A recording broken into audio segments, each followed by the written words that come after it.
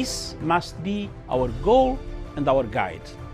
And all that we strive for as a human family, dignity and hope, progress and prosperity, depends on peace. But peace depends on us.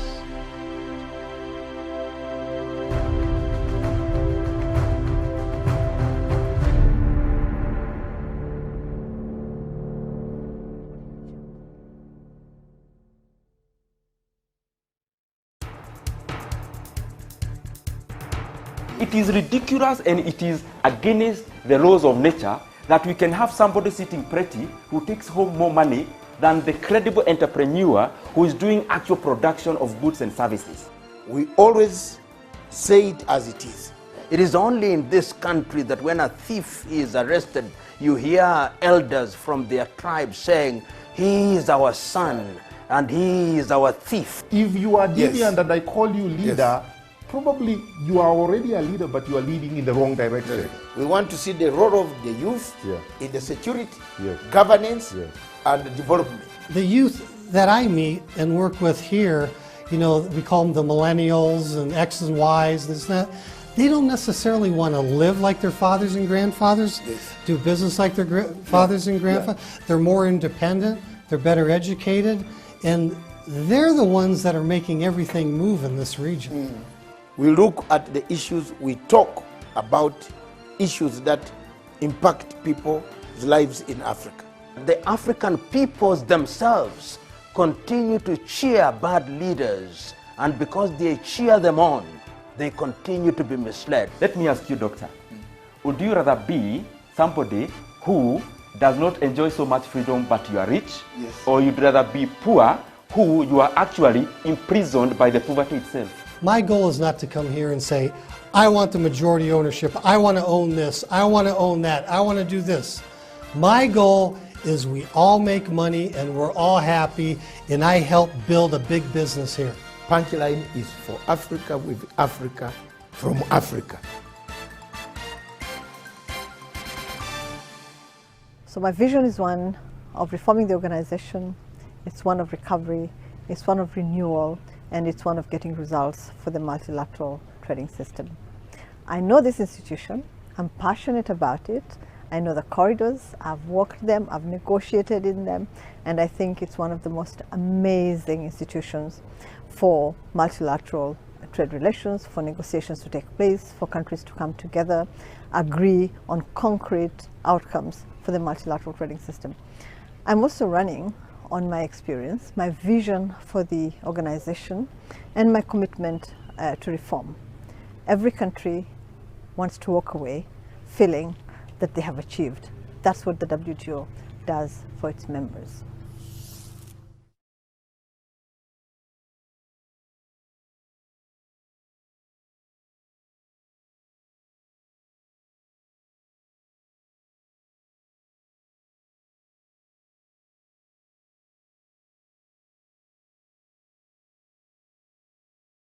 Broadcasting all the way from Nairobi, the legacy train, all the way from away from the political command center and the headquarters of Punchline Africa.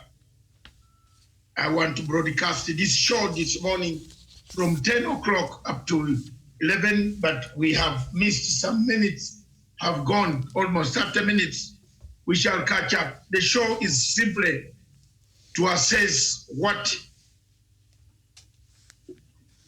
EACC has accomplished as far as the war against corruption is concerned.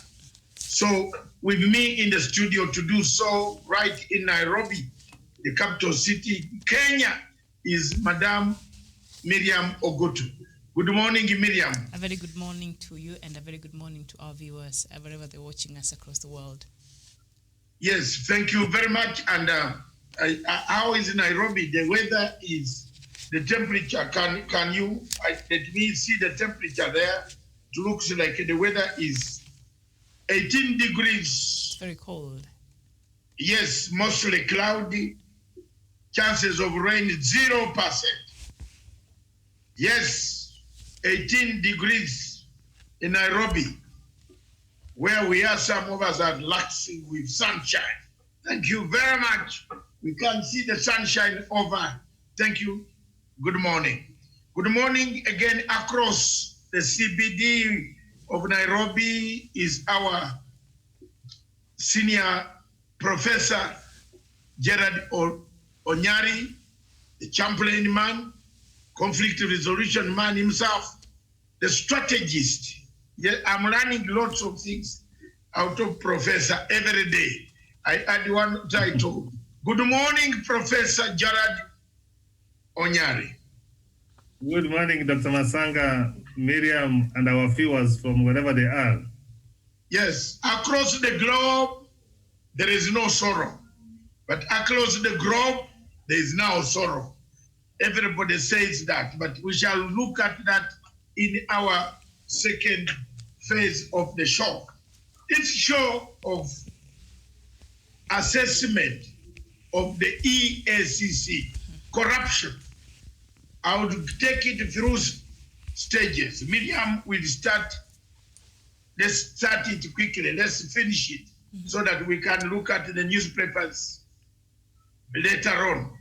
And at the moment, at the last bit of it, we shall look at the corruption prevention, assets recovered, cases concluded. That's what we are going to look at. Then we shall look at convictions. Apart from Mr. Waruke, what else has inspired us? Then we can come at alternative dispute mechanisms. Is there a way we can negotiate with thieves, some condos to bring back some money? Can we put the Mugabe style of people returning money? We shall look at that. The dispute resolution mechanisms of where you go to your bishop and tell the bishop that niliiba nyumba tano lakini mchukue nne wache, leave me one for my children to live in. Does that work in Africa? Does it work? Will the money reach the government? Are the clergy also who are looking for money not able to be corrupted? So that is what we want to look at this morning. And I will begin with Miriam to give us a background, small background of your corruption, how far it is, how do you see corruption, and test the microphone. All right, thank you so much, Doctor. There now the Ethics and Anti-Corruption Commission is mandated to spearhead the fight against corruption and promote sound ethical standards and practices in the country. And of course, this commission so far, among other things that it has been able to do, which we shall be looking at very shortly, has averted a loss of approximately 20.4 billion Kenya shillings through proactive investigations and disruption of corruption networks since 2014. And we've seen also right now it is in the process of recovering a lot of assets and monies that have been lost from the public. And Doctor, you've mentioned there, is there another way that it can get these assets back here? So there is a clause there that enables EACC to actually have an alternative mechanism to agree on how part of these assets and stolen things from the public can be recovered back. But in a nutshell, EACC is mandated to spearhead the fight against corruption and also to ensure that ethical standards and practices are maintained in the country. Thank you very much. Corruption prevention and a corruption risk assessment reviewed the practice of procedures of public bodies and to detect corruption, to secure revision of methods at work. Over 15 government entities such as the Ministry of Lands, Environment, ICT, Roads, Housing, Education, Health, KEMSA, corruption has eaten the risk assessments has been done in 20 county governments. Another risk assessment on corruption to prevent corruption by the EACC has been done in 400 advisories to public entities on corruption prevention under the performance contracting framework. In these 15 ministries have been probed. 20 counties are under fire. The EACC has given 400 adversaries. Do you think that is good enough in prevention, Professor? Dr. Masanga, thank you for that question. We have walked a journey of fighting corruption in this country. Ordinarily, in a democratic and fair side, we don't need even to have that commission, because we have got our police force, which are mandated to fight all crimes. We have had commissions, and you have seen from time to time being disbanded. But thank God, by the 2010 Constitution, that Anti-Corruption Commission was anchored in the Constitution, so but nobody wakes up one morning to disband it. With that mandate which comes out of the Constitution, and with the strong leadership right away from the president, together with the handshake, together with the current CEO, and with the chairman, the Archbishop Wabukara, they have tried to put mechanism in place, and you can see the semblance of what you have articulated, that of fighting corruption. So if there will be support from Kenyan and everybody, I think we can be able to say this dragon, because mechanisms have been put in place. It is only goodwill which is needed and support from the public. So we need support from the public. Miriam, the prevention, 15 county governments, institution. Yesterday, President Uhuru Kenyatta said, if government is accusing the other one, we withdraw those cases in 7 days. This is some of part of the corruption cases that we saw, that the government cannot accuse another government in the same department of government. Is that good success, prevention-wise? I think that if they withdraw cases. I think that will go a long way in aiding even, solving some of these problems that don't need to be going to the courts, because a government cannot be accusing a government. If you're all part of the public service and you're all under the same, working under a public service, you cannot be taking the other person to court. That defeats a lot of, and will bring a lot of misunderstanding, because a lot of times these departments are interconnected and they're supposed to be working together. So when you take the other person to court, then if there's something very important, that, like we saw the other day, the dispute between we saw in the media between the DPP, the EACC.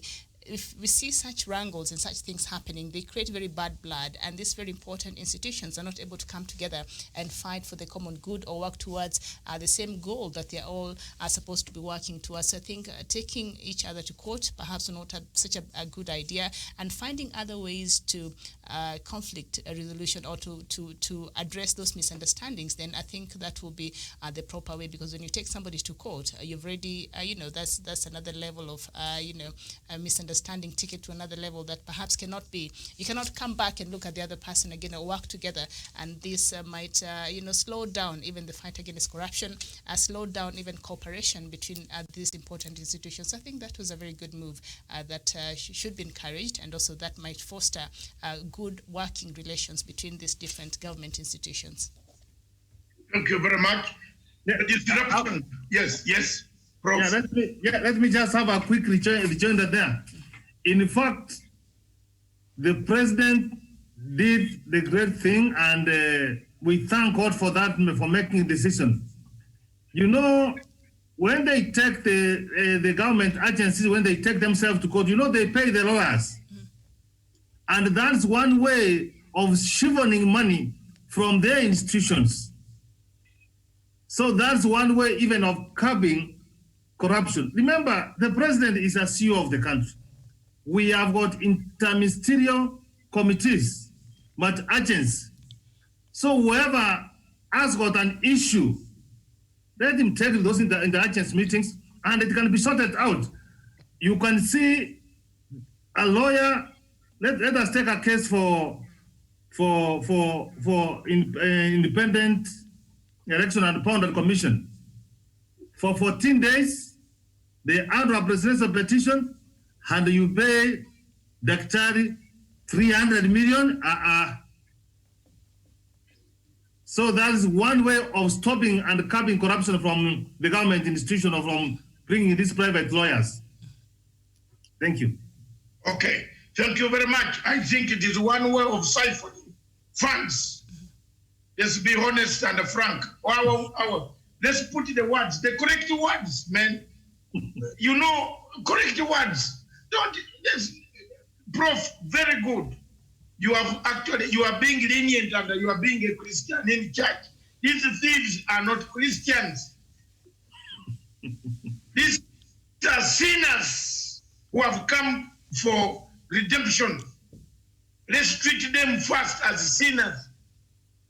Then we can all go before God. He will just redeem us. Someone has stolen. Let's not tell you this.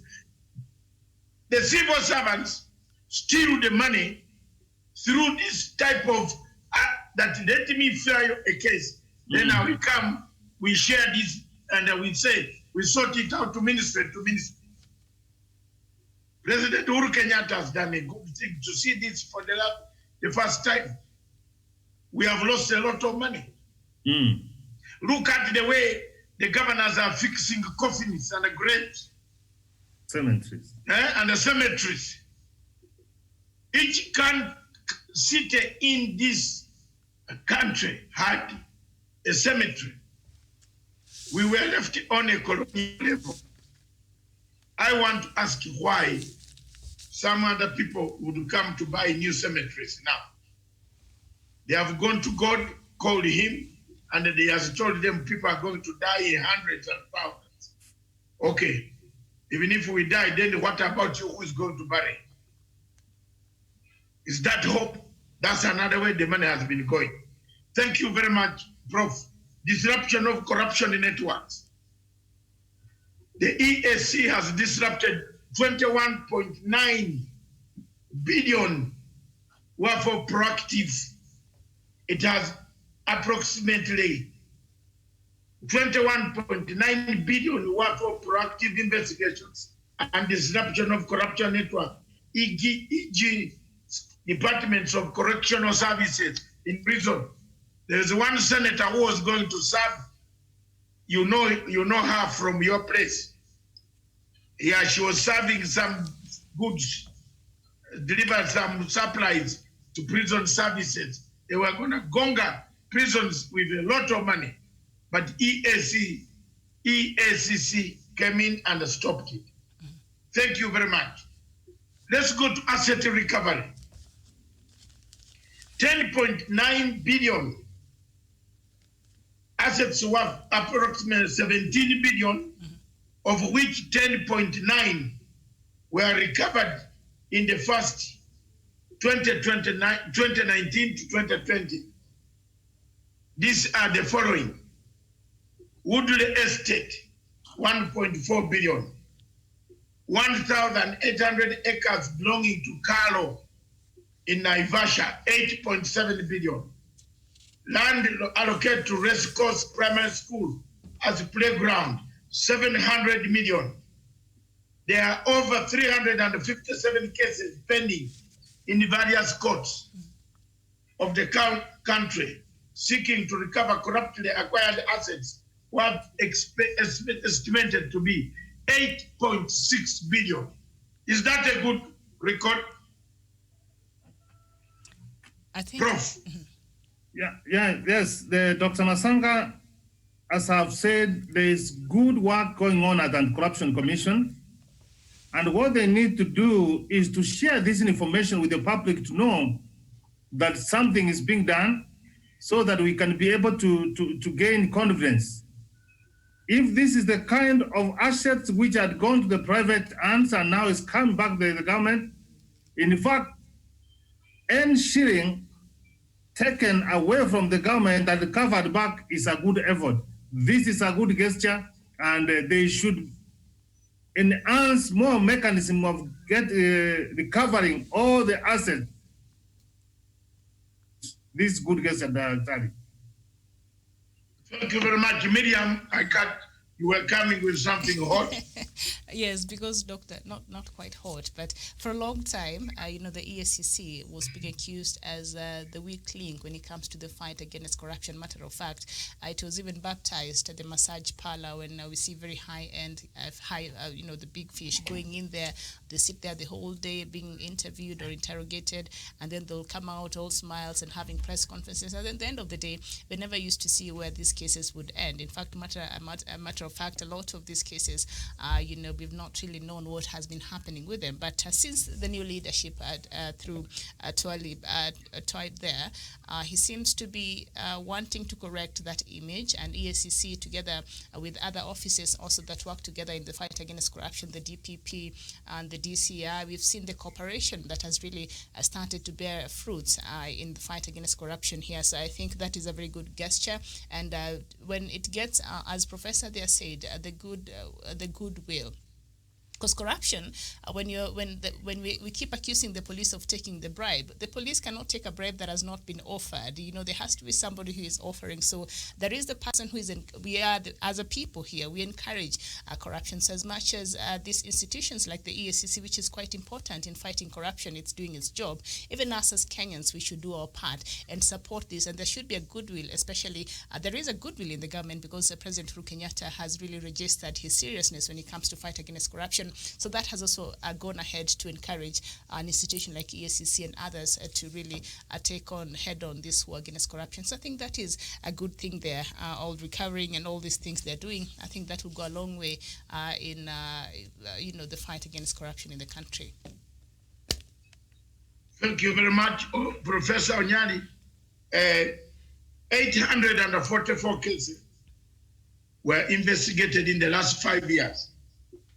Concluded, and the reports of the cases outcome submitted to the DPP for various recommendations. The average occurrence of corruption on the outcome of investigations with the DPP is 90%. 844 cases. Some of them are high impact cases that were finalized. The following: 3 serving governors, Nairobi, Samburu, Busia counties; 2 former governors, Nairobi and Kiambu County; 3 former principal secretaries, National Treasury, Ministry of Agriculture, and the Ministry of Youth and Agenda, Amoro; senior officials involved in the Lake Basin Development Authority Mall project; 3 former managing directors, Kenya Power Lighting Company, Kenya Pipeline, and the Kenya National Bureau of Standards; former chairperson of National Land Commission, Sozuri, and the former Deputy Auditor General. These cases seem to have given the EACC a good boost. Have we seen to the end of them? Daktari, I have said before, and I want to reiterate, corruption is complex. It is not straightforward as you might think, and corruption, as the former CEO of anti-corruption, Justice Ringera Taya, said, corruption fights back. Once the anti-corruption and the director for prosecution have carried the investigation and filed the cases in court, then the judiciary, the wheel of justice, continues grinding very slowly. You have very sophisticated lawyers coming in, causing all the confusion. So what we want to do, and to assure the judiciary is let them speed corruption cases, because corruption cases, the country gains out of it because we recover the assets which have been taken. So our judiciary has been letting us down because the case takes down once someone has been charged. You no longer hear about them. You don't know what happened. It's adjourning. So as we were saying before, that the law should be amended, and we should not be repeating that they amend the law. They should call a special sitting, amend the law, have a timeline of having these anti-corruption cases being dispensed in court. That is the only way forward. But as Miriam has put, if we don't see them to conclusion. See, like the one for Waruke. We are coming. We are coming there. It has been there for 2013. So what I'm trying to say, the judiciary has been letting us down. Miriam, your comment? Yes, indeed. I think very important. These three bodies there, EACC, Doctor, as you said, after it has investigated these 844 cases, they were handed over to the DCI and I think the office of the DPP there. So these, we can't emphasize enough the importance of these institutions working together. And that's why when we come, we sometimes read the headlines here and there seems to be some wrangles there. We're saying this will go and defeat every gain that has been made in terms of the fight against corruption, because they are all, they all rely on each other in terms of information and how they're working through these cases. And now before they're taken to the judiciary, and we've seen Maraga last year after, Kenyans were complaining a lot, and even President Uhuru Kenyatta registered his disappointment in the manner in which the judiciary handles a lot of these corruption cases that I think also has necessitated this amendment bill that is before our parliament right now. And should it be passed, I think a lot of those things that have been suggested in that bill will go a long way in fighting against corruption. And one of them, as a professor there has mentioned, is the timeline in which these cases take. Others take as long as 20 years, 10 years, 5 years. Even some of the people, died or other things happened or the case is just done away with completely. So the timeline that is being addressed in the amendment bill, I think, will go a long way in ensuring these cases are prosecuted in the right time, and Kenyans and the public indeed are able to get justice, especially this monies and these assets. A lot of time they have been taken from the public, so it's quite important for the EACC and the DCI and also the judiciary. Very important component, because that is where the wheels of justice are. If the DCI did their job, the EACC did their job, you come to the judiciary, we don't have proper judgments there, then that will just rubbish everything and all the efforts that have been put forth. So it's quite important. I know corruption fights are back, but still we have to support the EACC. We have to support, they're not perfect, but we have to support them as a country so that they are able actually to do their job, and we create an enabling environment for them. So far I think they've done a great job with the new leadership there. Thank you very much, Miriam. We now move to convictions. Since 2014, 188 corruption cases have been finalized in court, of which 130, 70% of those resulted into conviction. These are things that people have not seen. People think that the government is not working. But if you go to the corridors of court, people are crying there. There are some quiet cases that are going down there where people are being sentenced, actually sent to prison quietly. It is only a few people who have understood the seriousness, or high flyers who have understood what is supposed to be done. But looking at this, some of the high-profile personalities convicted are the Member of Parliament of Sirisa, 297 million times 2 for fraudulently supplying hot air to NCPB. Former director of Kenya Re, convicted of fraudulent acquisition of public property. Former MP Kasarani John Njoroge, convicted of bribery. Former Member of Parliament Eldoret South, convicted of willful failure to comply with CDF regulations. A senator was convicted for abuse of office and issuing bad checks. Former permanent secretary, Minister of Local Administration, convicted of abuse of office in the cemetery cases. You remember that? The man, there are people who have even collapsed and died, man, in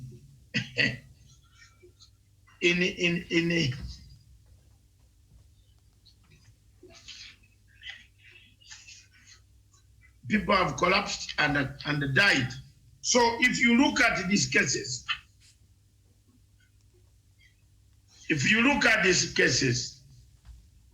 are you happy as a Kenyan that we have taken it down in 5 years or 6 years since 2014? We have managed to take down the big giants. Are you happy? Anybody can take the question. Yes. I've said that corruption is very complex, that Sarah and Miriam. So getting even one to nap and they face the full force of the law and recovering the public money, that's great, Daktari. And more of this should be seen. And what I have to say that Article 35 of the Kenyan Constitution gives Kenyan right to information. So when these kind of convictions are going on, when you talk about that article, it reminds me of my 70 million. Please don't mention it, please. No. The 70 million shillings went down, please. What I'm trying to say, we are entitled to information, to be told that this is happening. It is not the end in court that someone is convicted, he goes to jail, and then we don't know. That's what I want to say. We are entitled for this kind of information so that to know that good work is still going on. You can do a good work, and if there's nobody to see it, then people may be accusing you wrongly. In fact, even the judiciary is supposed to come forward and say, yes, you are accusing us, but we have been able to dispense this. That's what I have to say that. Yes, thank you very much, Miriam. I think, yeah, Professor, they're a very important point you're raising, because some of these things we know, because sometimes we have to go look for that information and the facts as they are. But a lot of Kenyans don't. So I think EACC, a lot of people think, what is this institution even doing? And we've seen a lot of times even Kenyans in the past coming out and saying, perhaps it is time this was disbanded. We don't need the EACC because it's not executing its mandate properly. So I think the EACC has not been very clear in terms of how it's issuing out the information and what the institution is doing. So they should really take advantage of the goodwill that Kenya has. You know, after the new leadership came there, some new, and we saw a lot of these high-end cases being taken care of. Kenyans started having their confidence back in the institution. So now they should take advantage of that and make sure that they are able to give out the information. They're able to update us on a regular what is happening, what cases are they handling, all these figures. We know them because we go there and look at their website, or just once in a while it is in the papers, but they should be seen to be active, especially in the war against corruption, because that is their core mandate, and to ensure that Kenyans know Kenyans are up to date, so that Kenyans will be encouraged. When I see something happening that is not right, I know I can call the EACC and I can report that matter, because they have it in their website. But a lot of Kenyans might not even know the channel. If they wanted to report a case or they wanted to seek some information, they really don't know, because it's not communicated. It's not out there, the public knowledge, and they assume everybody will go to their website. No. So this information should be out there. They should be carrying out some sensitizing, campaigns every now and then, just to encourage Kenyans to be part of this. Remember, in COVID-19, the other time I said, let's not leave no one behind. There are things, if we are to succeed as a country, that is what the crisis we're having now, the pandemic, but also corruption, which is also another pandemic that has eaten into everything in this country, has eaten into into the money that is supposed to be going and supporting the free education, that's eaten into the money that is supposed to be going and equipping our public hospitals, has eaten into a lot of very important things that matter to Kenyans. So if we want Kenya, and we have noted, and it is the truth, that unless everybody is on board, then we'll just see this as a war between President Uhuru Kenyatta and sometimes politicians will come out and say it's a witch hunt. But if we bring everybody on board and we make Kenyans realize that we cannot win this war without you on board, we need you to be an active participant. We need you to be reporting these cases. We need you to stop giving bribes. We need you to be supporting this. And when you see something, you say something. We need to bring everybody on board and have them realize for the country to succeed against the war on corruption, everybody must be on board and everybody must be part of the process so that we're able to cure this pandemic of corruption. But I think also the leadership and integrity, chapter 6 of our constitution are quite important. So those cases, Doctor, there that you've mentioned, the big fish, it's quite important that is happening, but we need the information to be out there, whether the big fish, whether the small fish, the EACC can do much better if it improves the way it communicates and the way it avails information to the public. Let them not assume that everybody has time to go to their website. My mother in the village does not even have a smartphone, so they need to communicate so that Kenyans know, and in that way Kenyans will support them in this very challenging endeavor. Okay, thank you very much. I just want to give you a parting shot. Or each of you, Miriam has made a case, Professor, in analysis. In 5 years, we have recovered these amounts. Is it a good way forward? Are we showing some way out? The government has not been sleeping. There's no government that has ever recovered such money in the history of the Kenyan people since 1963. There's no government that has floored a minister or the ministers resigning, being told to leave. Very few. It is very rare in Africa to find an apology, because an apology in Africa means you have lost either your womanship, manship, or manhood. You have lost it. If you apologize in public, you will no longer be called Madame Miriam. You will be called Les Miriam. So people in Africa don't take apologies. They don't take seriously a word to say, I am sorry, I stole, and the police were right to have caught me. A court in London will be very lenient to you when you say that. They will look at you, then you look again like you. And like mine, one court looked at me, then they told me one day, one judge, Muzungu, told me, you have abused our hospitality. That is racial. I took up the case and I won. That statement alone that he made me, and I thought it was a joke. He was going to hammer me to go. It's like, it's something to do with a car, just parking tickets. I was clobbered. The man looked at me and said, why do you park every time you don't pay? You have abused the hospitality of the meter machines. I was going to go to jail, I'm telling you. I looked at the man and said, I'm very sorry. Until he said, okay, because of that word, sorry, you can now appeal. But I've given you this fine. I want it to be paid before you leave this place. And I thought it was a joke. And they say anybody coming to pay must show the income. So it was only my daughter, my wife, who came. They said, not the wife, we want somebody else. So it is very, very rare to get such a word sorry in Africa. Thank you very much. Prof, if you have a word on corruption, to encourage the EACC to go on and let them not fear to do what is supposed to be done.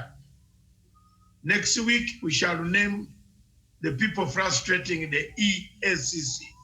We shall tell them, then we shall find out why cases are all. You saw the woman who took a photograph yesterday with the deputy president, the one who claims to have been a detective. You remember that's the woman who says she was in a Colombo. Why is it that all wrong people go to the deputy president's office? What is attracting people in that office? Why? If you have a man on the village who marries others' wives, doesn't that man become a man who breaks the marriages? Who waits for them to go to the well? Well, down there, you know, women like going to the well at about 3 to 4 in Siaya, in Elgon. They are going to gossip there. Oh, my husband comes late. Oh, my husband these days. Oh, there's no dress for Easter. Oh, this. I don't know. Those in the town, I don't know how they gossip. I'm not a woman, but I know those in town nowadays gossip in saloons. When they go to the saloon, oh. So I am wondering, why should all people who are being accused of something in Kenya run to the deputy president to take pictures with him?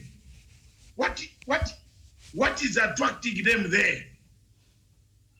That's the thing we want to find out next week.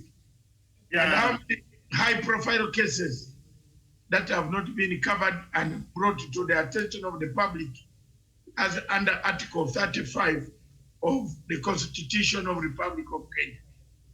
Prof. Yeah, I would only say that birds of the same feather flock together. We will unveil that one next week. I have been in this country for some time now. The channel of anti-corruption we have worked. We have had commissions being disbanded, being declared is unconstitutional. The good thing which happened to anti-corruption in this country, we anchored in the Constitution, so nobody wakes up one morning and disband that commission. 2, I am a supporter of the handshake, and I thank the Prime Minister and the President for having seen it wise in their 9-point agenda to have corruption as one of them. And as a chaplain, you know, I appreciate people when they are alive. I don't wait when you are horizontal for me to say good things about you. So on this, the Prime Minister and the President, you did something good for this country. Having read these spaces, then the anti-corruption, then the Director for Prosecution and the Director for Criminal Investigation, you have got the goodwill. There should be no excuse why you are not slaying this dragon corruption. And you have said about the president, the Dakar, it is not easy as a president to ensure that some of your ministers, trusted ministers of principal secretaries have been charged in a court of law and have been told to step aside and get out of office. This is great to our president and we need to support him. And the people of goodwill who means well for this country. Let us team up. Let us leave no one behind until corruption becomes a thing of the past in this country. The money for the public should not be put for public use. All right, thank you. And Doctor, just before you end there, as this new bill that we've been talking about here, and now EACC will have some additional powers that perhaps will enable it carry its mandate very effectively, and the EACC will also get new powers to seek expert orders from the High Court barring appointed state officers under investigation or who have been charged with corruption. This, the proposal in that the new bill, or an offence of economic crime from accessing a public office or exercising specified powers. Now, this is where investigation will have established grounds to suspect that the state officer is likely to interfere with evidence, witnesses, or concealed documents. And also the EACC, which previously had limited mandate to initiate proceedings to recover corruption property on proceeds outside the country, will now be empowered to do so, and they'll be able to access even the offshore account, which we know a lot of people, sometimes that is where they go to store their ill-gotten wealth outside the foreign bank accounts. So that the EACC for years, state and public officers have been accused of operating offshore accounts and hiding their wealth abroad in tax havens. The proposed law now makes it a crime for each such officers to operate foreign bank accounts without the approval of the Ethics and Anti-Corruption Commission. So such powers being given, because EACC has been called a toothless dog for a very long time. It can only bark, but it can't really bite there. So it has been empowered in that way, and should this bill pass, then it will go a long way in boosting the EACC capability in the fight against corruption in the country. Thank you very much. Thank you, all of you. Thank you for taking part in the discussion. Coming up next is diplomatic leaks. We want to look at why Kenya is best suited. And I believe next week you'll hear more. Don't go away. Watch the space. Very good coming next.